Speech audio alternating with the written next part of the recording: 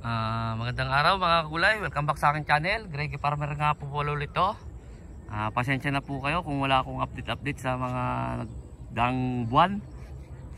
Marami na kasing ginagawa mga kagulay, at saka na nagka-problema yung ating YouTube mga kagulay. So dito tayo mga kagulay, ito mapansin nyo na may ampalaya dito. Hindi ko na nga nagawa ng vlog to. Bali itong ampalaya natin, makwento ko lang mga kagulay. Mga karaan ay ito'y pang 21 harvest na mga kagulay. March pa to tinanim, mga ganun, mga March. Ayan, kaya kung mapapansin nyo yung gitna nya ay bakante. Ngayon ay nilagyan namin ng plastic para taniman ng sili mga kagulay. Pati itong tinaniman ng ampalaya na to mga kagulay ay bubutasan namin sa gilid. Sayang naman kasi yung plastic. Bubutasan namin yung magkabilang gilid at tataniman ng sili na labuyo mga kagulay, kasi inahabol natin yung mga Bermans mga kagulay. Bali siling Taiwan, tingala yung tawagin mga kagulay, yung red hat. Ayan mga kagulay, hindi ko na rin naipakita to. Ayan, lagyan namin ng plastic. Tsaka yung sa nagtatanong sa talong mga kagulay ay binunot na namin mga kagulay. Matagal na namin binunot. Bali nakailang harvest lang doon mga kagulay. Tataniman ulit yan ng talong mga kagulay, hindi na tatanggalin yung plastic. Kumbaga ang ginawa na lang dyan, i-disinfect siya, bubungkalin ulit yung may sa butas niya at i-sprayan ng kung ano man na pang lupa mga kagulay. Yan ang ginawa dyan. Kaya kung mapapansin nyo ay wala lang mga talong dyan mga kagulay. Sa nagtatanong ay umabot lang din yun ng 21 harvest mga kagulay yung talong. Gawa nga na binunot na 21 ka mga 19 mga ganon mga kagulay na harvest. Yun din, hinahabol din sa Bermans yun mga kagulay, kasi alam nyo naman dito sa Luzon, kasagaran ay mga ganong buwan kasi tagbagyo nga. Hindi naman tagbagyo, tag-ulan. Yun ang ano, bandang north, lalo sa Ilocos, Bisaya, mga ganyan ay dun talaga nadadali yung mga gulayan na malalaki mga kagulay. Kaya ngayon ay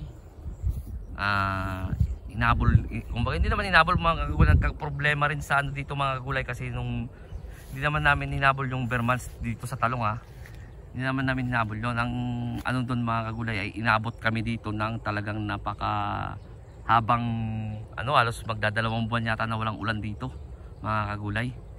Kaya hindi siya nasuporta ng tubig kasi wala namang ilog dito, galing lang sa gripo yung ano sa barangay, hindi niya nasuportahan na mga kagulay. Kaya lumiit na yung bunga, tapos pangit na rin yung ano, kaya binunot na lang. Nagdesisyon kami nung partner ko dito sa ano na bunutin na lang, tapos kinuwenta nga namin yung ano, kumbaga buwan.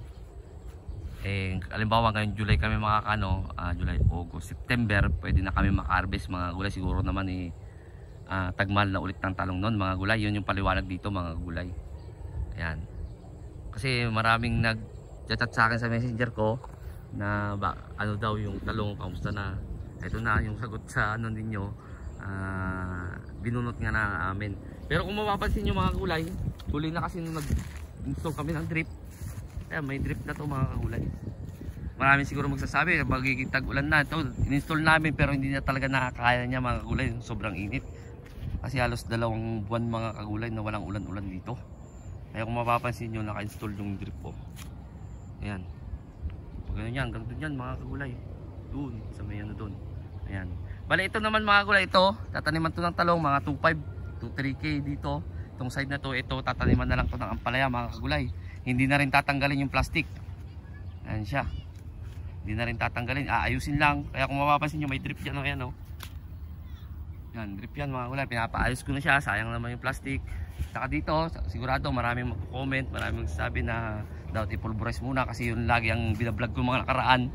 Kailangan na kapag tataniman ay naka-pulverize, naka-cultivate siya, na ano siya, ilaland prep ulit. Pero ang ginawa ko na lang mga gulay, yun nga, dinisinfect ko. Marami akong pinag-i-spray dyan sa butas na yan, yung pinanggalingan ng talong na yan. Kung ano pinag-i-spray na dyan mga kagulay, para maano ulit yung lupa. Yan siya. Yan, kaya kung mapapansin nyo, na-spray na rin dyan ng pandamo. Ayan. Yan, dilaw na rin yan yung mga kagulay. Yan. Ito hindi pa na-spray ng pandamo mga kagulay. Ayan siya. So balik tayo doon sa ano, tataniman natin ng sili mga kagulay. Yun nga, itong tinaniman ng ampalaya, di ba naman ang ampalaya malaki ang tabla, eh matatapos na rin naman si ampalaya natin, kaya ginawa na lang diskarte. Yung gitna niya ay pinlat namin, tapos nilagyan ng plastic, tataniman ng siling tingala. Yan ang mga kagulay. Tapos ito nga ang pinanggalingan ng ampalaya, bubutasan, katulad ng sabi ko kanina, bubutasan pa rin dito. Yan, yan mga bubutasan pa rin dyan, kabilaan din, para magkasya yung 3K dito mga kagulay. Yan. Yan. Ito, kung papano ko sa yung bunga ng ampalaya natin ay medyo ano na siya. Kasi nakaka 21 harvest na tayo dito mga kagulay. Ampalaya natin ganyan na. Pangit na rin yung dahon niya mga kagulay. Wala nang ano siya mga kagulay. Yan. Yan, binubutasan na siya mga kagulay. Bali ito, kapag nabutasan to mga kagulay, ay dudurugin din yung lupa doon sa butas niya, kasi siyempre napatong-patungan na ng paa natin to, tumigas na. Kasi kapag matigas na tataniman mga kagulay, kailangan ay ano, kapag matigas siya, hindi siya maano mga kagulay, hindi siya makakabuelo yung ugat ng sili natin, kaya kailangan i-pulverize mga kagulay. Hindi naman sayang naman yung plastic kung tatanggalin pa natin, kaya yun na lang yung paraan. Pupulverize natin mga kagulay. So, ayun mga kagulay, update ko lang kayo dito ngayon. Pasensya na ulit dun sa ano, sa nakaraang buwan. Kailan pa ba ako uli na vlog? Hindi ko na matandaan. April, May, mga ganun mga kagulay. Mga 3 buwan yata akong ulang vlog mga kagulay. Di bali ngayon na bumalik na tayo sa pag-vlog o paggagawa ng video, ay halos araw-araw na naman tayong may upload mga kagulay. Pero pasensya nyo na mga kagulay na ganito ganun ngayon nangyari sa talong natin.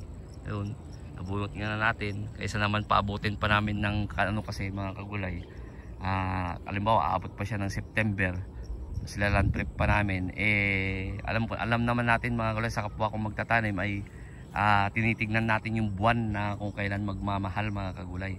Eh kasagaran naman na nagmamahal ang gulay ay yung rainy season na tinatawag mga kagulay, yung tag-ulan, kasi maraming nababaan, kaya nagkukulang ang supply, kaya nagtataas yung presyo mga kagulay. Kaya yun na rin yung isa. Pero ang pinaka number 1 na kaya binunot namin ay yung dire-diretso ang tag-init na hindi na kinaya ng supply ng tubig. Yan siya. Kahit na mag-drip kami mga kagulay, kasi di ba nagkapit kami ng drip, kaso naman minsan dito ay alas 8 ng umaga hanggang alas 2 ng hapon ay walang tubig mga kagulay, walang tubig. Kaya kahit na may drum kami, gabi lang kami mag-iipon, eh may mga nag-iipon din na iba, kaya hindi niya kayang punuin yung tag 1,000 liters na dalawa mga kagulay. Kaya niya magdamag yung dalawa, kaso kukulangin naman dito. Kasi ang i-drip ko dito mga kagulay, dito dalawang 1,000 liters sa drip. Pag ganun. Doon din sa kabila, dalawang 1,000 liters tama, 1,000 liters mga gulay. Pag ganun din yun mga gulay. Eh ang napupuno lang ng magdamag ay dalawang 1,000 liters mga gulay na drum. Kaya kahit na nung kabit kami ay kinukulang pa rin siya mga kagulay. Kaya ang plano doon mga kagulay ay magpapakabit na lang kami ng dalawang tubig. Doon din manggagaling, kasi ang source ng tubig dito mga gulay ay deep well lang din sa barangay. Eh isa yung nakakabit sa amin mga gulay, isa lang. Siyempre hindi niya rin kakayanin mga gulay, katulad nga sabi ko kagayna na kapag umaga walang tubig dito mga gulay, gabi lang. Babalik siya ng mga alas 2 ng hapon, kaso lang mahina pa siya. Kapag sa gabi naman, siyempre 2,000 liters, hindi naman niya kayang basta-basta punuin yung ganun. Eh apat nga na bali 4,000 liters ang ang kailangan ko mga kagulay. Kaya hindi rin niya kakayanin mga kagulay. Kaya yun na lang ang paraan, magpakabit ulit ng linya ng tubig para dalawa. Kasi ito, kung mapapansin nyo to mga gulay, lalagyan na rin namin ng drip. Kahit na sabihin natin na dadaan siya sa tag-ulan, mas maigi na yung yung handa na kami. Kaya nga magpapakabit pa kami ng isang tubig doon para dalawa na, yung pang farm at saka pambahay mga kagulay. Kaya kung mapapansin nyo, dudukutin ko to. Ito yung drip niya mga kagulay. Ayan, nakadrip na yan, nandun pa yan kasi ginit na nung tool to para kapag binutasan na may baga, kasi yung ano, baka masunog. Kaya ginit na yun, hihilain lang pag ganito yan mga kagulay. So ayun mga kagulay, in-update ko lang kayo dito sa nangyari dito sa farm. Sa bago pa lang sa munting channel ko, huwag nyo kalimutang mag-subscribe at i-click nyo na rin po yung notification bell para update kayo lagi sa gagawin kong video. Ulitin ko po ulit mga kagulay, pasensya na sa mga nakaraang buwan na hindi ako nakakapag-vlog. Sana maintindihan nyo mga kagulay. Maraming salamat po. God bless po sa ating lahat.